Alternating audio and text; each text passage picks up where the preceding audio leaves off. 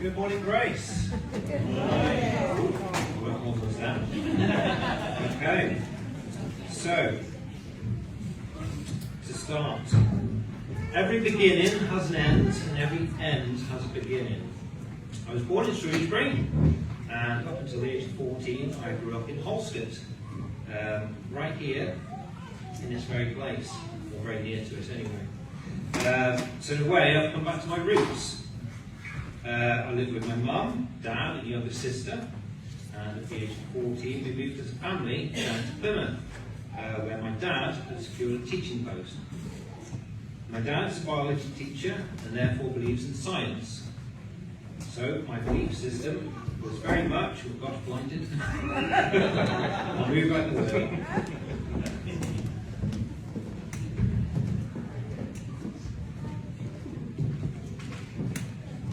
Sorry, where was I? So yes, my dad's a biology teacher, believes in science. So my belief system was very much rooted in the theory of evolution. I never really questioned this. It was what I was taught as a child, and that's how it was.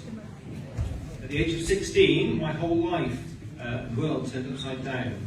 My parents had secured teaching posts over in Tenerife, and as we prepared as a family to uproot our lives, we moved out to Tenerife. With that, I required a passport, and what would seem like quite a simple process to the average person ultimately revealed a shocking revelation to me. This revelation alone was a bitter blow to my 16 years on the planet. On my birth certificate, the person named as my father was a completely different name to that of my dad. It was then revealed to me that the person whom I'd grown up calling Dad actually wasn't. This was a devastating discovery, and at such a vulnerable age too. I felt betrayed, angry, rejected, and just very, very sad, and let down in a real state of turmoil. I spent a year out there, having a great time, or sort of anyway. I spent my days coaching football at the school my parents worked at, and the evenings were spent with friends, basically getting up to no good. At the age of 17, my behaviour had become quite rebellious, so my parents asked me to leave Tenerife and return back to the UK. Naturally, this separation caused great upset and still challenges the very fabric of who I am today. For this, today, I want to openly apologise to my sons, Sam, Finn and Jude. I wish they were here.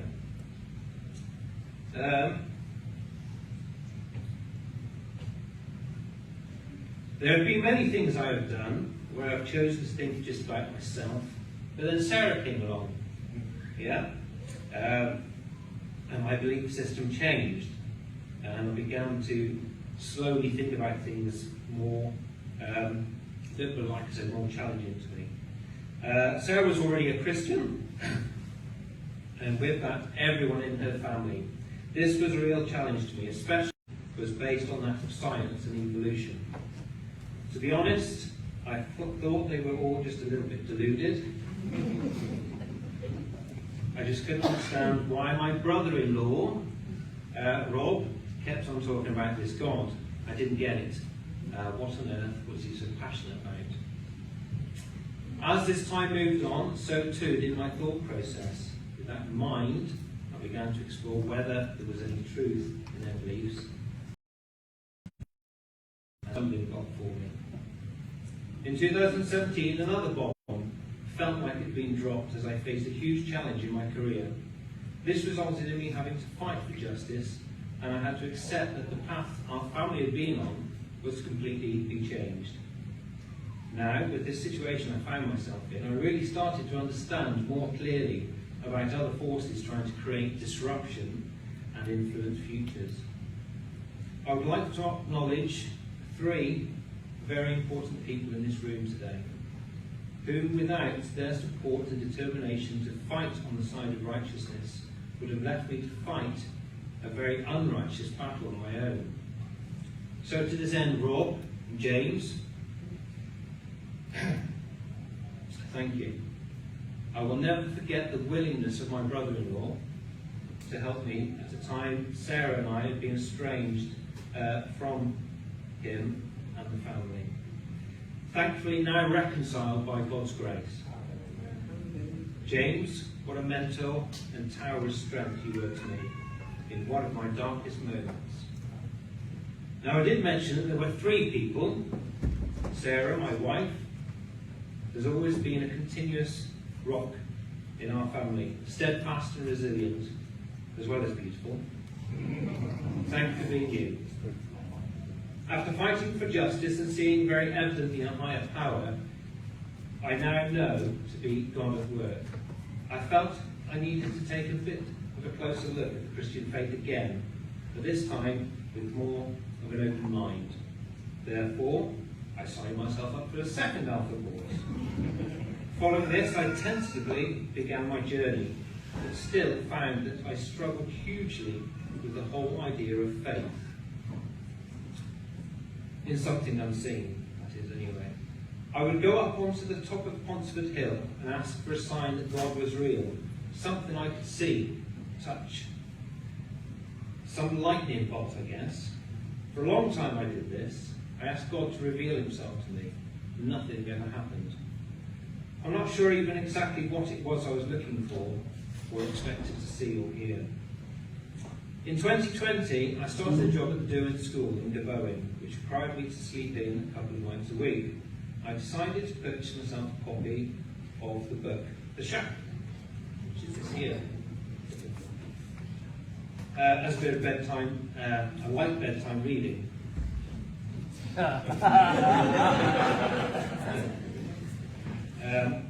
Wow. I mean, this book was recommended to me on the Alpha course by a chap whose name I forget, unfortunately. But he recommended that book, and I would read it at night once the kids had settled down. I was alone in my room, and it was a very, very powerful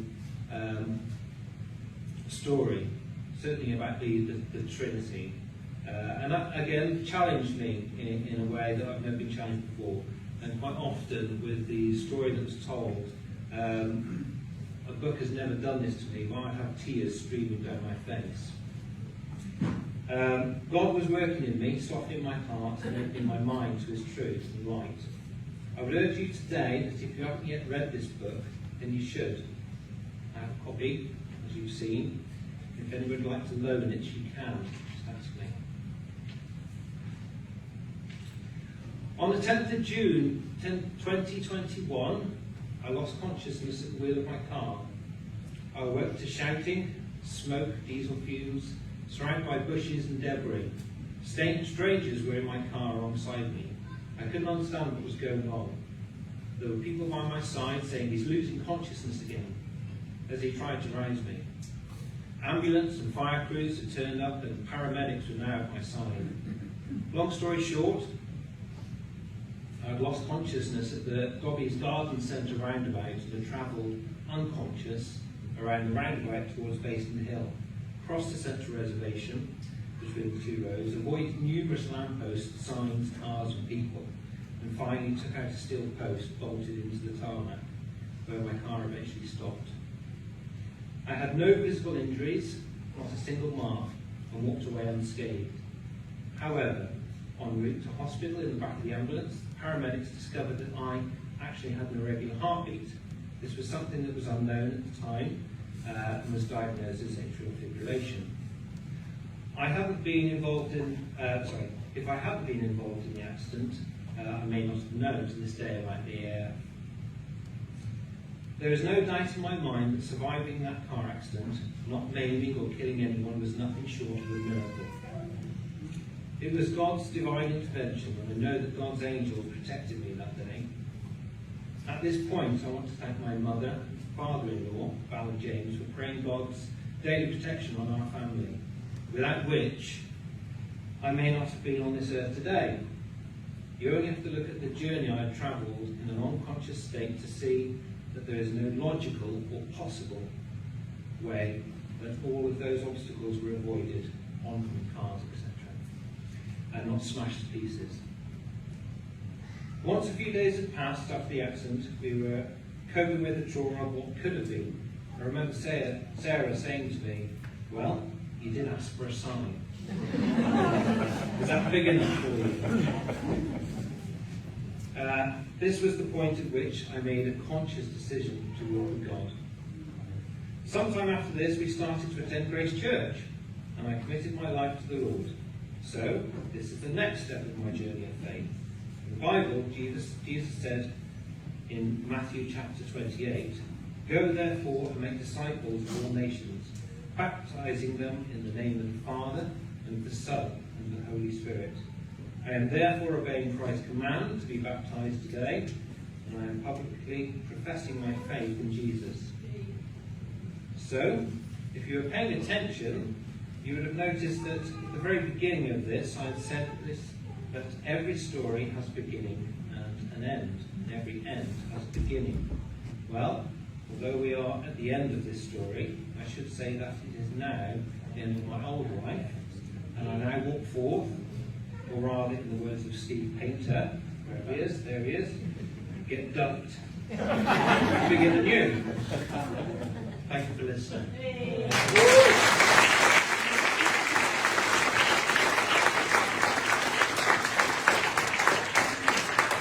I'm going to show you the time which I was in and the damage that it caused.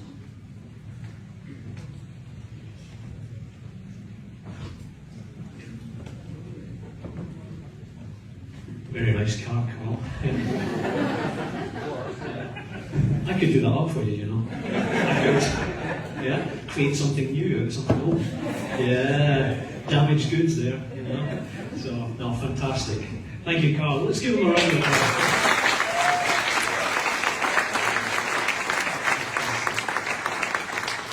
Right, well, without further ado, it's on to our second person who's going to be dunked, and that is Amy.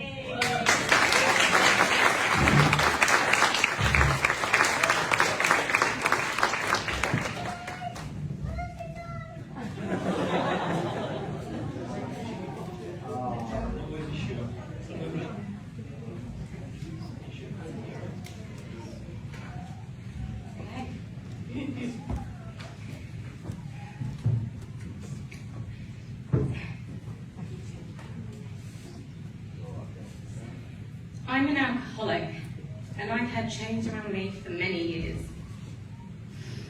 From a young age, I'd always felt like an obligation in life. I grew up with my grandparents, and I was plagued by fear of any kind of perceived rejection. When I was 12, my granddad passed away to cancer, and my nan became extremely lenient with me, and I would take advantage of that. From the age of 13, when I had my first sip of alcohol, I was hooked. And by 17, I'd been referred to drug and alcohol services as my substance use was spiralling out of control. I dropped out of college, and life was a blur of consistent partying. I associated with fellow drug users and big drinkers, and yet even so, in a room full of rogues, I was always still the extremity in the group. As an addict, I was a master manipulator, and I would know how to get what I wanted from people. Around that time, alcohol and drug use morphed into more of an identity for me. I was the party girl, and I used that as a safety blanket from anyone really knowing who I was. And truthfully, I didn't really know who anyway. By 22, I became an around-the-clock drinker, and I became physically dependent on alcohol. Over the next 4 years, I drank every morning throughout every day, and it was on my nightstand through the night. And it started to truly consume me and my life. I turned from the happy party girl drunk to the angry, spiteful and nasty drunk. I became verbally and physically abusive, and in short, I was filled with hatred. I was carrying huge emotional wounds and traumas that I've experienced through my life and through my drinking career.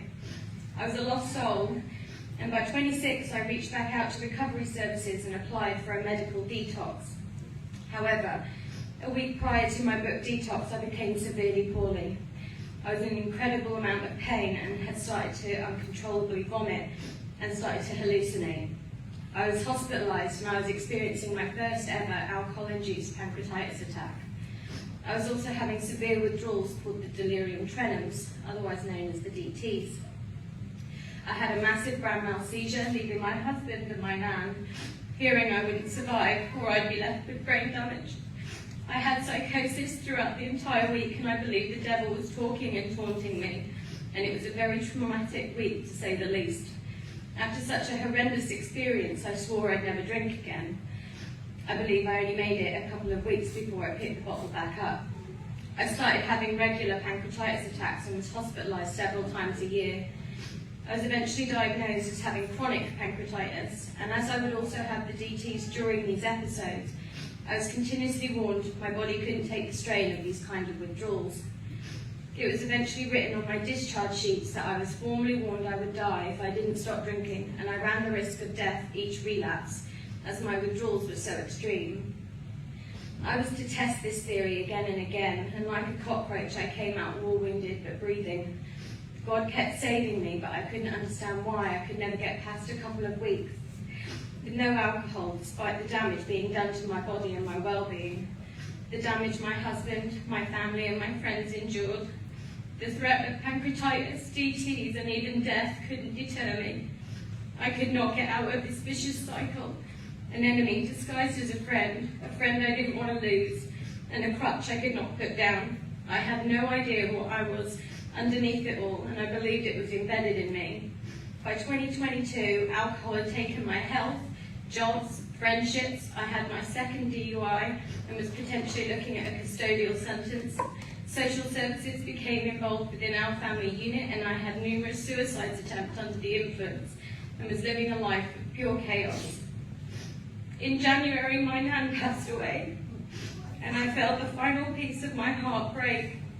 My drinking amped up, and I drank myself into sepsis, caused by alcoholic gastritis and a severely inflamed liver. I wouldn't have survived another day without treatment. That was on the 5th of March 2022. After treatment and another medical detox, I was discharged, and 2 days later, physically, emotionally and spiritually broken, I attended my first meeting at Grace Church, and now we get to the good stuff. It was in that service that Kevin came to the front, as he had been given a word that morning. He had an image come to him of a bird trapped fluttering around in a bird cage, but the cage door was open, and he wondered who was that bird that needed freedom and needed to fly free, and I knew he was talking about me. But as if to prove it, that same day I was sat at home when we had a knock at the door. It was a delivery, and unbeknown to me, my husband had ordered several recovery books. The first book was called The Unexpected Joy of Being Sober, and sure enough, on the front cover was a picture of a bird cage and a free-flying bird on it.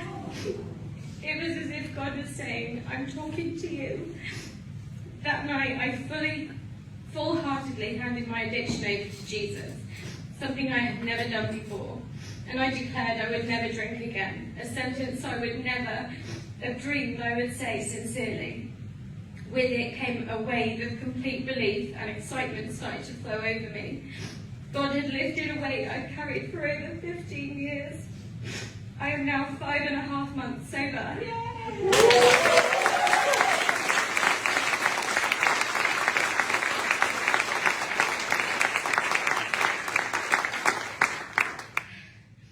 Within 2 months, my liver function tests had returned to normal for the first time since I was 18 years old.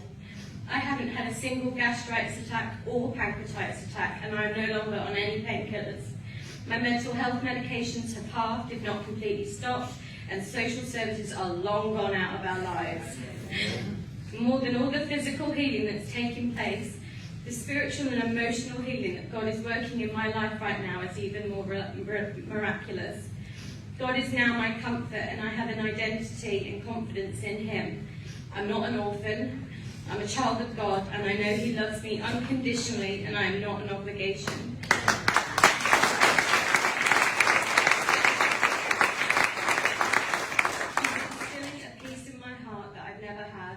He's breaking down the walls of rejection, resentment, bitterness, shame and sorrow, and He's building love, kindness, peace, joy, strength and serenity in my life. There are no words to describe the freedom I feel, and He has truly broken my chains. I want to say He's everything we sing about, and I give complete glory to Him over it all. If you are struggling or battling with issues, I cannot encourage you enough to give it over to our God, as He is capable of the most joyous and miraculous of recoveries. God has covered all my wrongs and all the wrongs people have done to me, and today I am baptized as a symbol that the old has gone and the new has come.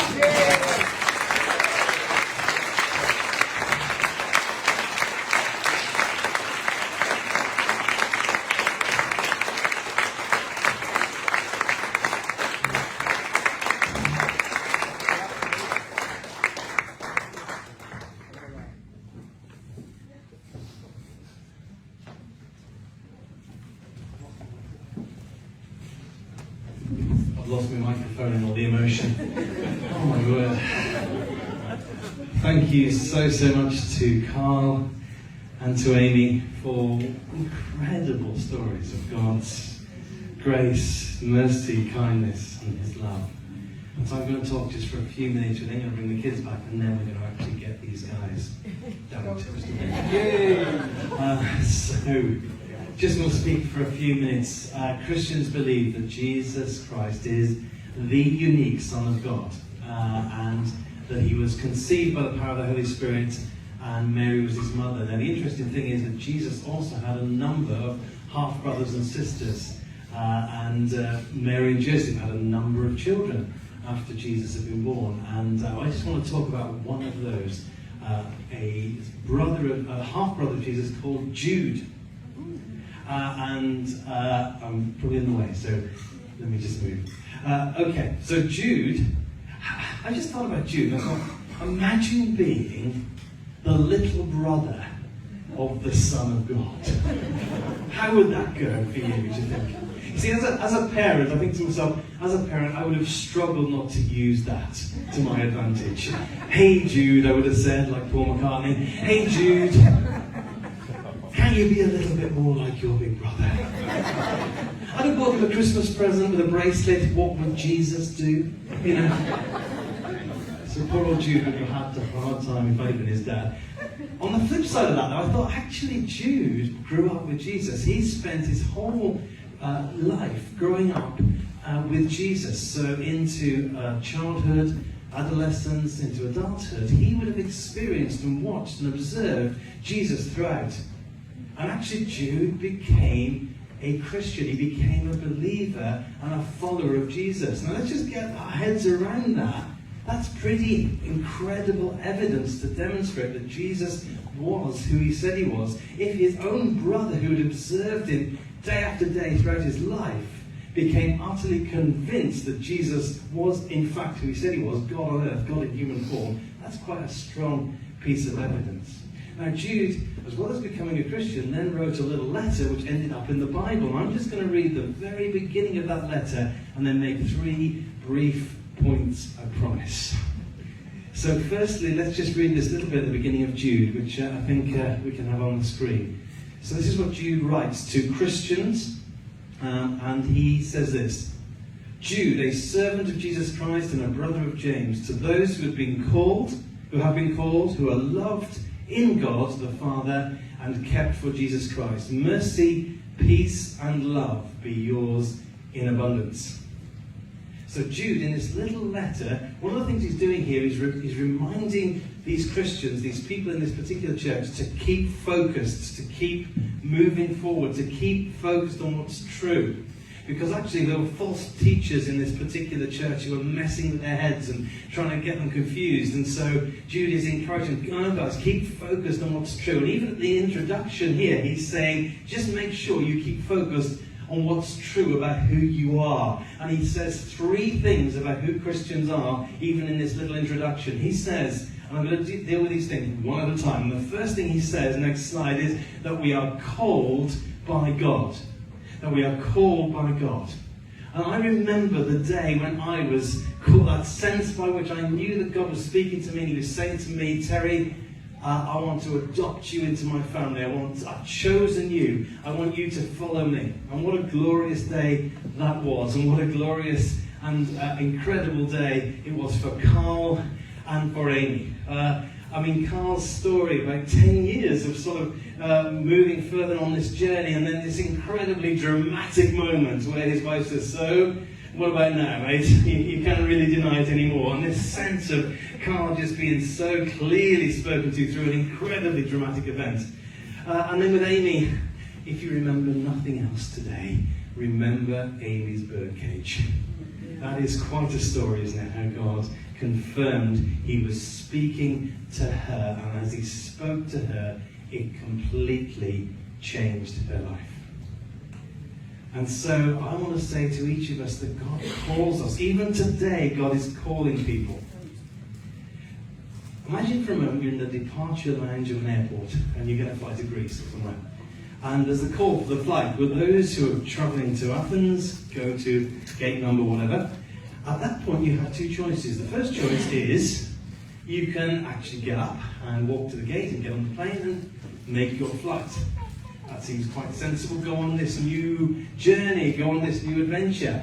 Off you go. Or, of course, the other thing is you can not respond. You can ignore that call that comes over the loudspeaker, and you can just sit in the departure lounge. I don't know what you're going to do in there, but you could just sit in there. So those are the two choices when there's a flight. And I just want us to think about the fact that actually when we're called by God, it's a little bit like that call that you hear in a departure lounge. Because he's actually calling us, as Carl would agree, as Amy would agree, onto a new adventure, a new journey. In fact, even a new country, because we become citizens of heaven. And so we're aliens and strangers in this land suddenly. And so it's a new country as well. And so we're on this new, so there's a lot of parallels with a flight. As you get on an aeroplane and you go, it's a little bit like that. And so I want to encourage everyone here, there's that sense of call right across this room, and we can do one of two things. We can either respond to that call, as Kelvin has encouraged us to do, or we can sit in the departure lounge. But actually, when we respond to the call of God, that actually, and this is really important, requires change.